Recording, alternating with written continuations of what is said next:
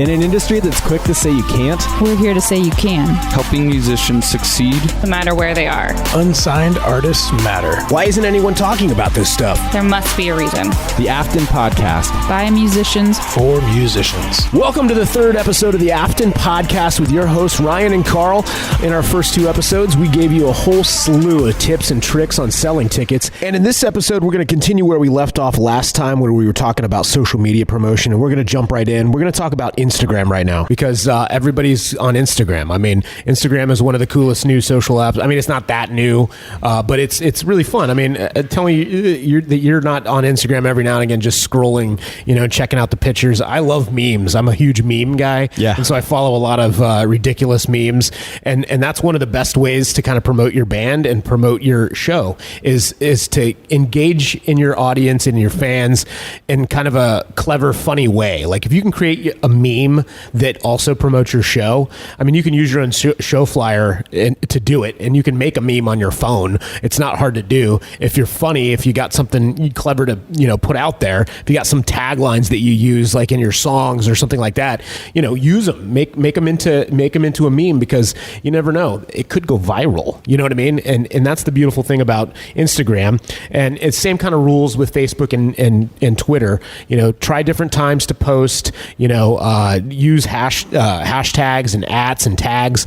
And what's crazy about Instagram is there's so many people on it right now. I can't tell you how many times I've used a hashtag and literally within 30 seconds, I have 10 likes because of the hashtag I used of people I've never met.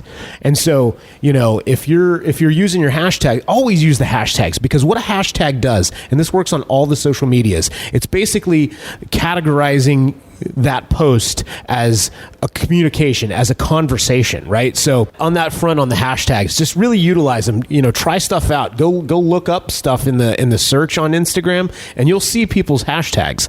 Look up stuff that you might look up if you were looking for live music, or you were looking for new artists to listen to, or new bands, or new groups, or new rappers, whatever it is.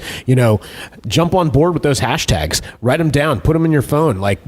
Save them. Use them again and again. If you use a hashtag and it works, use it every time. It's not going to hurt you. And don't forget to tag Afton Shows, because we will absolutely help you out and give you a little like or a share. So here's another thing that we learned a lot of local artists aren't aware of. So you go to sign up for Instagram, right?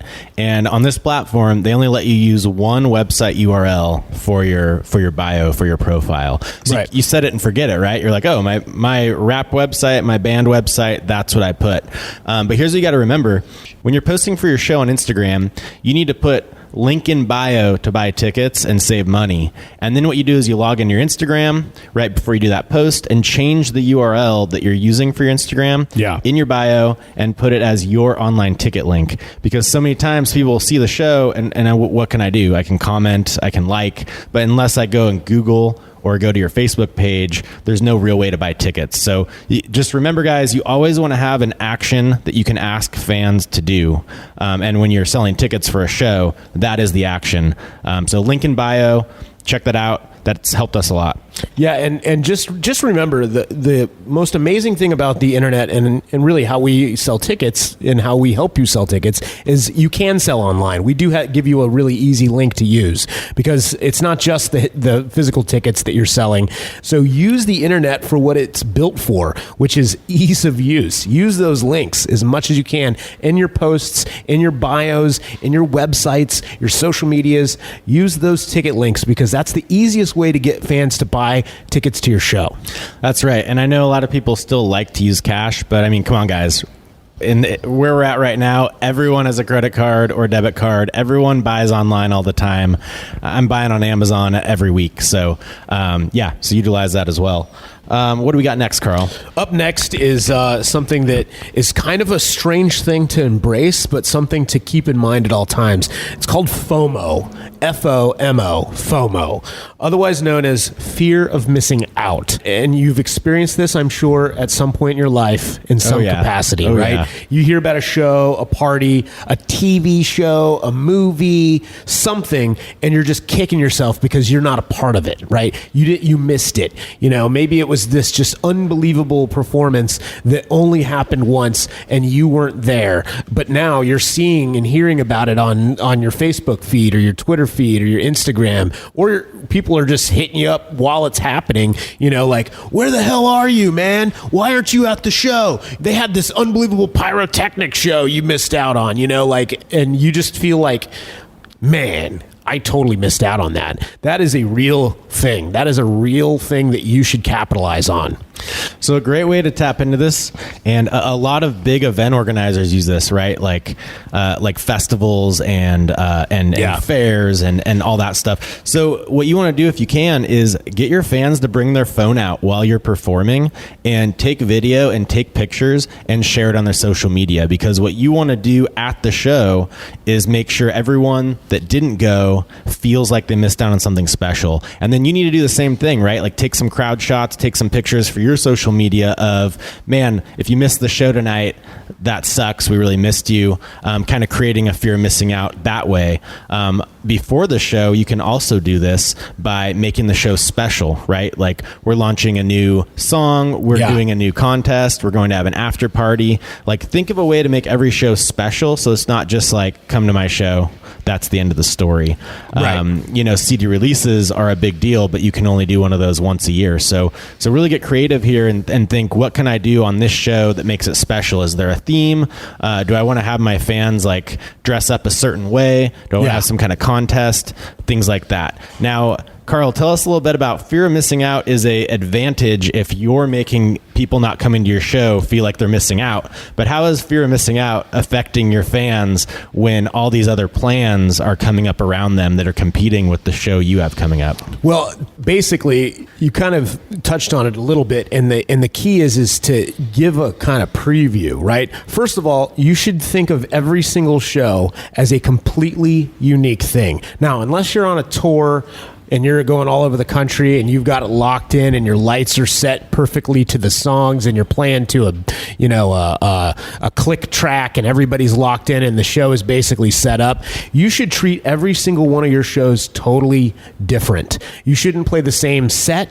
Maybe you got 10 songs. Let's say you have 4 songs. You only have 4 songs. You can play 4 different shows just with 4 songs by literally reversing the order of the set, right? You always have your first song you think is the best of the best, and then you always end the show with the best of the best. But in between, you do something crazy, and that could be anything. Maybe you're going to perform a song that you've never played. My band did that almost every show. You'd get a cover from us that we never did again.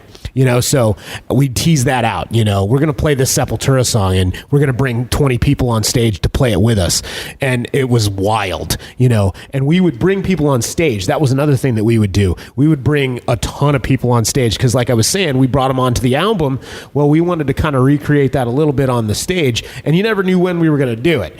So that was one thing. We'd start every set totally different. We'd have somebody introduce us that was some crazy local, not celebrity, because I lived in a town that didn't have celebrities, but they were a local celeb, and they'd introduce us and do some crazy thing. And so every single time, we would do something different. We'd think about how can we step it up from the last time. Right. And when you think of that approach, remember to promote that. So you got your show coming up. What is it that you're going to do that's going to be wild, that's going to be completely one of a kind, that you're never going to do again, and tell people about it. Tell people what they're going to miss out on. Let them know that they're going to miss out on this if they don't show up, because after the show, it's never going to happen again. Maybe you're going to, who knows? There's a million things you can do. So here's something else you guys should be doing. If you know photographers or videographers or even just amateur photographers that like taking pictures, arrange that ahead of time, right? Yes. Any asset you can create for video and pictures and photos for your shows. You're busy, you're on stage. You can't do that as well. Have those fans that are already coming, they'll feel really special if you're like, hey, I know you really like taking good pictures. You take good Instagram pictures on your phone or whatever. Yeah. They're going to love to come out being your, quote, photographer of the night. And they're going to snap a bunch of pictures, which gives you a lot of content to give fans. So that's another way to go. let your fans be the photographers too. Like you were saying, like get the fans out to shoot some video.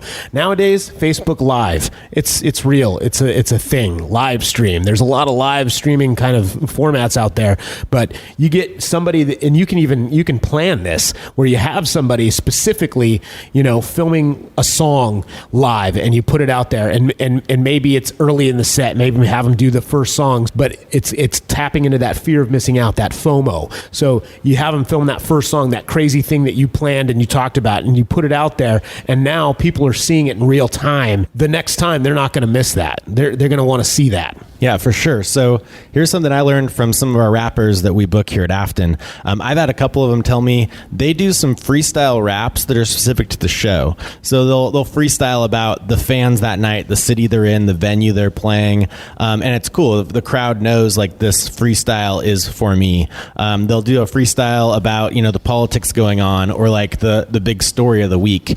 Things like that kind of really speak to fans of like, man, this guy is going off script here. Yeah. And if you're a band or a rapper, you can do cover songs, right? You can do cover songs a different way. I've heard acoustic artists that have played for Afton that do an iconic 90s hip hop song, but acoustic. Right. I've even heard, rappers take an Aerosmith song or an AC/DC song and put a beat down and rap to that. So it's all about being creative, and that's what you guys do. You guys are creative people. That is why you're doing this. Like, we're not booking any of you or talking to any of you if we don't see talent there. And so really embrace that. And don't just look at your creativity and your talent as I write songs and then I play them just like the album. Start thinking outside the box. This FOMO thing, if you become a notorious artist or a band that people count on is going to do something crazy, that builds. So maybe not the first show, maybe not the second show, but by the third show, people are going to know that this is going to be nuts. I can't miss this. And what happens is it slowly builds this cycle of ticket sales. So here's one last thing, guys, about fear of missing out. Fear of missing out can hurt you. And this is why. We live in an age where everyone is on social media and is getting an invite every night of the week to do 5 different things. And people are trained now to not commit, right? It's like, I don't know if I want to go to this guy's birthday party in a month, even though he's a good friend, because what if it's a blue sky day? What if something else comes up? Yeah, something else comes up and they bail, right? So we kind of live in a society now that bails more often. They flake out, they make plans, they change plans, and that's really where the power of the advanced ticket comes from. Okay, guys? Right. I mean, you guys all have iCal or your Android phone where you put things on your calendar. I mean, if you buy a ticket for a tour in 2 months and you pay $20 for it, unless you're in the hospital sick, you're going to go to that show. Totally. So remember, fear of missing out is an advantage for you if you use it the right way. But also, every single time a day goes by and a fan wants to go to your show and hasn't bought a ticket is another day that is you're at risk of them forgetting about it or choosing to do something else. And that's a huge reason why door sale fans that promise to pay at the door, even your best friend who promises to pay at the door, will bail a lot of times. They'll flake out. They get home from work and they're tired. Traffic looks bad, whatever. So just remember, in all of your promotion, the effective end result of effective promotion is that ticket sale. That's the final benchmark of Carl's got this show on his iCal in 40 days. He paid for it already and he's bringing his girlfriend. There's no way he's going to miss it.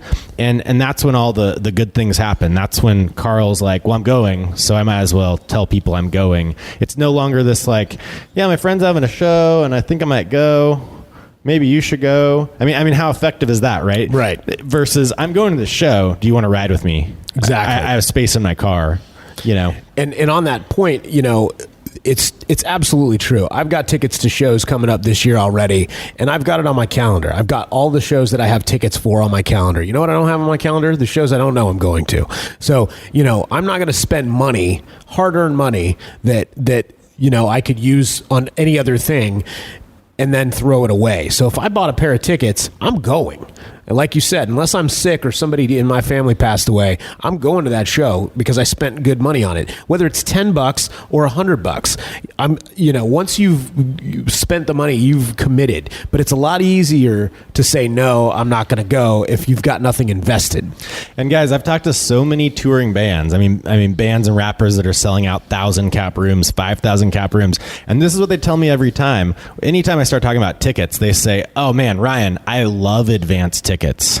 Yeah. Because I know my fans are coming. Exactly. They said they'd rather have 900 advanced tickets sold for their tour than 3,000 people that don't have tickets that promised on Facebook they'd show up. Of course. So just remember, we want to model the big guys, right? We want to model tours. Advanced prices are lower than the door. Door sales might not be available. They focus no touring band is like, we're playing, there's tickets, but don't worry about them. Just go pay at the door night of. Every single promotional tactic that a touring artist has is buy advanced tickets, and we should model that same thing, right? We want to learn. We want to learn from what the big guys are doing. There's hundreds of millions of dollars behind these record labels and booking agencies and tours, and if they know that advanced sales are the best thing that can happen, then we kind of need to model that ourselves. And it's kind of a reminder check of look to the big guys. What are they doing? If every rapper you listen to sells 3,000 tickets every time he plays, then ticket sales are important. And if you can sell 100 tickets every time you play, then you're going to get to his level a lot quicker. Absolutely. So we have a couple more tips, 2 more tips to get to before we're wrapping this podcast up. And the second to last is local press, which might seem daunting to a local musician, and it can be, but it also can be very simple. Here's the thing. Look for a local radio station or a radio show. College radio loves playing and helping unsigned artists. And do an interview leading up to the show, maybe the week before, maybe a couple weeks before. Give them a radio-friendly track to play on the radio. And when I mean that, obviously, take out the cuss words and make it, 3 to 4 minutes if you can. Something that's real clean, real easy. Make sure it's a decent sound quality. You don't want to record it with your cell phone and think it's good enough. You want something that's somewhat quality. If you're too far away from the radio station, you can even do it by phone. If you have more than one person in your group, make sure that the best communicator does the interview. Because I used to be a radio host, and I used to play unsigned artists on the radio. I did it for 5 years. It was one of the biggest shows in the city that I lived in. And I can't tell you how successful the bands that I played were versus bands that weren't on my show. And it wasn't because of me. It was because of the method. The radio station is where, people tune in. And, we sold tickets. We gave away tickets to these shows. We'd have these bands come and do crazy interviews. We'd have them do stunts on the radio. We'd play their songs. We'd talk about the history. We'd tell some crazy story. But the key is have the person that can speak the best do the interview. Because, when I'd have a band come into the radio station, it'd be 4 guys or something, and I'd always ask, who's the quiet guy, who's the chatty Cathy, because I needed to know the 2, right? And notoriously it's bass players that don't talk very well. They're always the quiet one, or the drummer. You always end up finding out that it's almost always the singer or the guitar player that tends to be the best communicator, but it doesn't always have to be that way. But try to find a radio station in your town that would help out local musicians, and sometimes it's the big radio station. You might already know what station it is. I don't know. In Portland, there's a handful of radio stations, both rock and rap, that would help out unsigned artists. So, you definitely want to look into that avenue.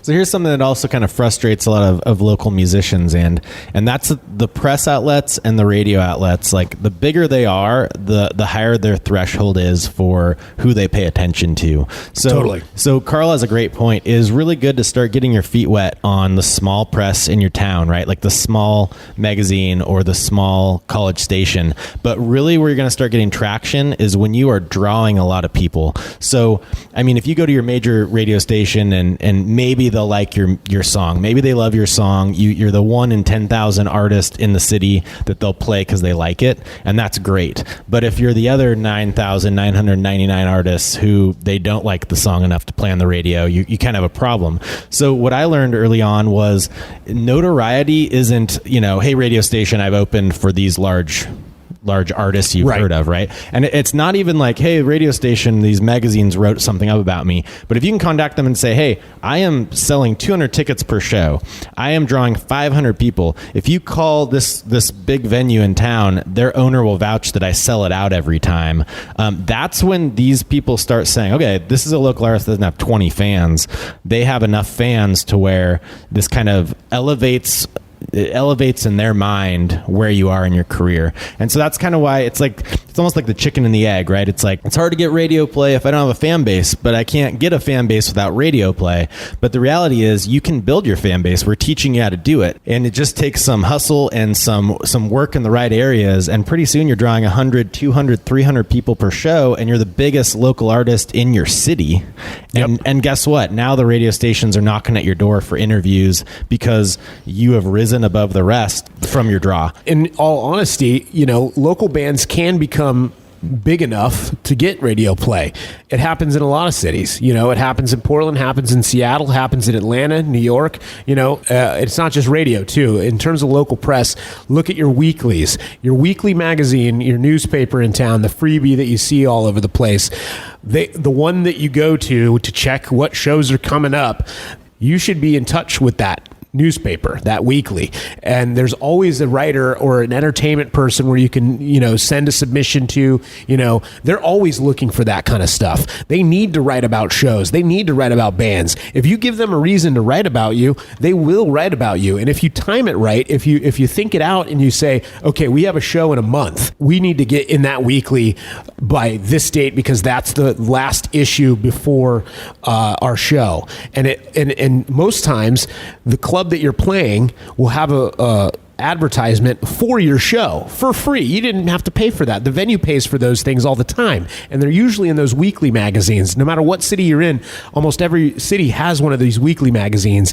And if you can tie it and say, hey, look, we're playing this show, you find the writer, whoever's doing the kind of coverage, you don't talk to the news guy, you talk to the arts and entertainment editor, whoever's doing, the local rock show or the local rap show or the music scene in your city. And you say, hey, we'd love to, have a small feature, 200 words, whatever it is, give them something to write about too. Send them an email with some crazy stuff about your band or something about the show. It works. Another thing I've heard a lot of our artists have done, and I hadn't thought of this. This is a great idea. But once they have 50 to 100 fans that are bringing friends and caring about them, and want they have the incentives. They know helping this artist is rewarding, right? They start saying, "Hey, I'm going to mobilize my fan base and have them call in and write in to the News Weekly and to the radio station every week for 6 weeks." And I tell you, it's like if a radio station all of a sudden gets 100 entries about a local band they've never heard from fans, they're going to at least start getting their interest piqued a little bit. And then if you kind of at the end of that 6 weeks hit them up with, we would like to have an interview, you might be able to time it just right to where they give you a chance. So again, guys, it all comes down to the fan base you've developed and how active they are in helping you. That is how you unlock these next levels instead of sitting around and saying, should I hire a publicist? I wish someone would just discover me and get me all these radio interviews. I mean, you can do this stuff. These are things you can do, and we want you to know that. We want you to know, you're not just sitting around hoping for your lucky break. You are able to make your own lucky break, but it won't be lucky. It'll be because you hustled your ass off and made it happen. On that front, and this is kind of an advanced tip, but also a real simple tip that a lot of bands, a lot of rappers should really embrace, because these days with smartphones, it's super easy to do, and it's really effective.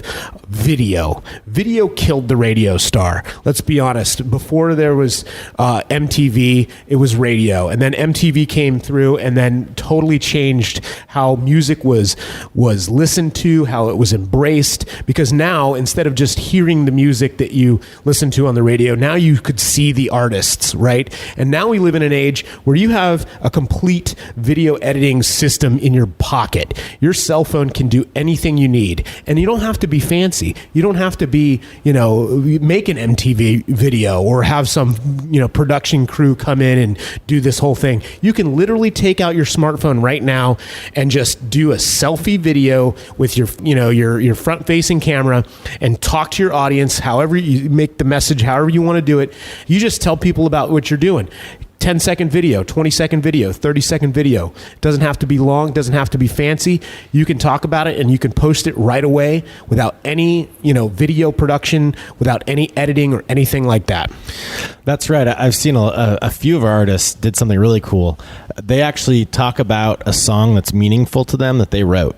So they basically start off like, you've heard this song, right? Here's the song title. Well, here's what it's really about. Maybe it's from their childhood growing up, or it's about some injustice they've encountered, or it's about just like a bad breakup. But your fans want to hear that, right? They want to hear that human aspect. I mean, sometimes when you're singing or you're rapping, maybe the fan isn't tracking every word. Maybe they're not putting together the entire concept of the lyrics because they're kind of mysterious. So I found that was a really good way. My band used to do that sometimes for one or two songs before we played them live, but you're kind of limited there. You have like 30-45 seconds to kind of explain the song and start playing. But if you're doing a video, you could spend a minute and a half going over these lyrics, talking about what the song's about, and then saying, hey, I'm either going to perform it now live, acoustic style or a cappella or with my group, or you can say, hey, here's where to check out the song. But that's a real good way to get people kind of brought into like, well, I want to hear what the song is about. It's like it's about you as a kid, and like this happened with your dad, and then you moved. I mean, it actually has some meaning. So video is the best way. They hear the inflections in your voice. They hear who you are, and that is so much better than just writing something, and having them read it on their phone. And the cool thing about video is you can say more and show more in a video than you can in, the 140 characters that Twitter blocks you out as, or on Facebook. You don't have to sit there and type. You literally have to just turn on your phone, look at it, and say what you want, speak your mind, get the words out there without, editing it or going crazy with it. Now, obviously, you can take it to the next level and really get, fancy with your editing and, use some fancy cameras and stuff like that if you really want to put the effort in. But you don't have to, because we have now, seen over the last 10 years our society change with the internet, with YouTube, with Facebook live streaming, with Twitter's video, and all of these different forms, Snapchat, everything out there is a mechanism that you can utilize video in, and it's real simple to do. Like I said, you can use your phone, you can have the webcam on your laptop, you can use a tablet, everything's got a video camera in it now, and they're all usually pretty decent cameras. Even the old cheap crap phone that you hate using probably has a video camera in it that you can use. So here's another great thing, guys. The more you do the video, the better you get at it. So if you're shy, if you feel a little self-conscious, start doing it. Start doing short ones, releasing them. Pretty soon you're going to be an expert. I've seen a couple artists do this amazing thing that I wasn't able to do this back in the day.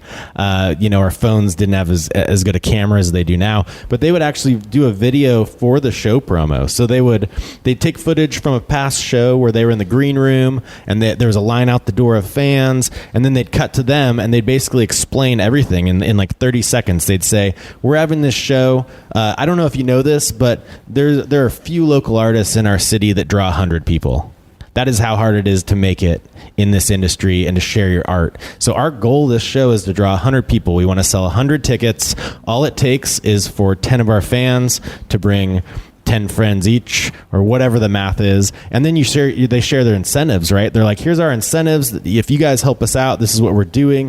You could give some stuff to charity. I mean, it's basically like a mini Kickstarter video that you spend 15 minutes making, and now your fans, instead of getting a tweet of here, buy tickets, this link, they're actually seeing this 2-minute video of like, wow, this is like a mini Kickstarter video. This is awesome. I didn't realize that local artists don't draw a lot of people. I didn't realize it was hard to be a local artist. Like, man, so you're saying if I help you draw 100 people, you're now the biggest local artist in our city? Yeah. Like, that's exciting. That's achievable, and a lot of people that are in the music industry don't really understand it. So kind of showing them the behind the scenes, that's been another good one. We had a contest, and the winner of this contest did a behind the scenes before the show. Artists load in Yeah. green room, rehearsal, on stage, and then after the show where they're meeting fans, and it kind of showed like a show experience, because your fans show up for the show and they leave. They don't see the artist experience of loading in gear and setting up on stage and sound checking. So there's so many sides to your music life that non-musicians don't know and they don't ever experience. And so again, it just comes down to taking a sheet of paper and using your creativity to think of what cool things do I get to do as a musician that gigs that my fans want to know about. Recording studio, like Carl said earlier, seeing footage of a recording studio or your home studio, like showing people your home studio, right? It's like, this is where I make my music. Here's some hand-drawn lyrics. Here's where I, go on the mic and spit all my lyrics. Like that stuff that can be shared. And I tell you, a fan that watches a 3-minute video with that kind of content is a fan that's going to come to every show. Yes, absolutely. And, one of the things that you could really embrace right now, you can try this and see how it works. If you have a phone and you have a Facebook account, I want you to go on there at some point today after you listen to this, and I want you to start a Facebook Live video of you. Wherever you're at, wherever you're doing, take 5 minutes and say, hey, you're watching this video right now. I want you to ask me anything you want. Do an AMA, ask me anything, and watch what happens. You start seeing the comments. You start seeing little likes, because what's cool about Facebook Live on your phone especially is it's all in real time. Everything is in real time. I remember I went to the beach once and I was live streaming it just because I wanted to see if it worked. It was ridiculous. People watched me walk around on the beach. It was the dumbest thing I've ever done in my life. That is awesome. There were hundreds of people watching me walk around on the beach. Like, it's crazy what people would watch on there. I mean, we've become this voyeuristic kind of society, and the more you can show them, the more they become fans. If you're walking to your practice and you just film it, you will be blown away at how many people will watch that. It's just crazy. So, utilize the video. Think about that. And remember that, as a musician, as an artist, you're doing things that non-musicians and artists don't do. And those are things that people are interested in. Frankly speaking, I don't work in a coffee shop, but if somebody was like, hey, you want to see how your lattes are made? I'd probably watch that. Why? Because it's interesting. It's something that I don't do, So remember, like, for you, it might be, run of the mill. It might be something that you just accept and move on. Tuning your guitar. It might not seem exciting to you, but most people don't know how to even play a guitar, let alone tune it. So they might be interested in watching you tune up. It's crazy. And remember, guys, as you make this content, right, you're on Facebook Live or you're posting to Facebook and Instagram and Twitter. You want to post this video content on all social sites, but then you also get to store it in your YouTube account. So start a YouTube channel that is for your group, for your act name, and that is where all this stuff lives. And that's how you start getting subscribers of, hey, and that's when you put at the end of the video, hey, we're doing this show, this video. If you like our music and you want to see more video content, you want to see what the life of a musician looks like, then go over and go to our YouTube channel and subscribe. And that's just yet one more way to build your YouTube subscribership by the videos you're already making to promote your shows. Absolutely. And, just remember, there's a lot of ways to get your band out there. So just remember, everything that we've kind of talked about and, shared with you in the last 2 podcasts are all very real, simple things that you can do. I mean, maybe not some of them are that simple, but they're real things. They don't cost you anything. And if they do, it's very little. And all of them work. They're all things that you can do. You don't have to do all of them. You could do 1 of them. You could do 3 of them. You could do 4 of them. Whatever seems to, get results for you. But I tell you what, if you start trying some of these things, you will see results. We're not just making this stuff up. We have seen it work ourselves. Or I've seen artists in Afton use these to sell tickets and to grow their fan base. And at the end of the day, guys, we do this because we care about local musicians.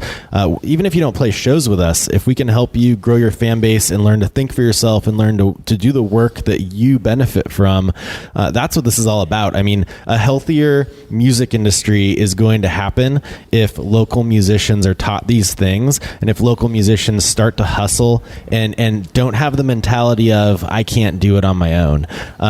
So just remember, that's where our heart is. That's why we're doing this. And I want to hear from you guys. Podcast at myafton.com. I want to hear how these tips are working for you. What tips are your favorite? I would love to hear from hundreds of artists that you went from saying, I don't know anybody, I have no fans, I can never sell 20 tickets, to I just sold 50 tickets and next time I'm going for 75. And that's what it's about. It's about building your guys' skill set and your knowledge on marketing and promotion and your confidence. Because I tell you, every single ticket you sell, every fan that buys a CD, every one thing that happens that's positive in your music career is going to make you more confident. It's going to make you work harder, and it's going to start making it feel like this isn't work, right? It's like, oh, it's a lot of work to go out and sell 20 tickets. Well, when you see the benefits of it, when you get paid well, when you have fans at the front of the stage screaming your band name or your rapper name and singing along to your songs, and everyone else in the room is impressed, and then the next show's 40 and the next show is 60 fans,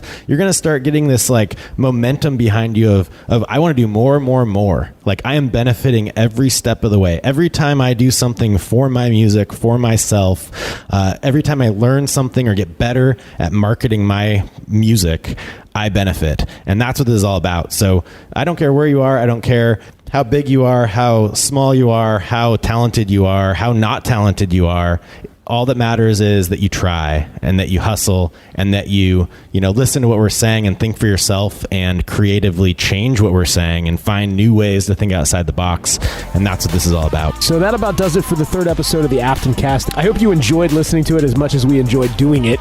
Make sure to check back next week at myafton.com for another episode with more advice, tips, crazy stories, and a whole lot more for you, the musician and artist trying to make your way through the music industry. And until then, keep it loud and proud. I am Carl. And I'm Ryan. Later.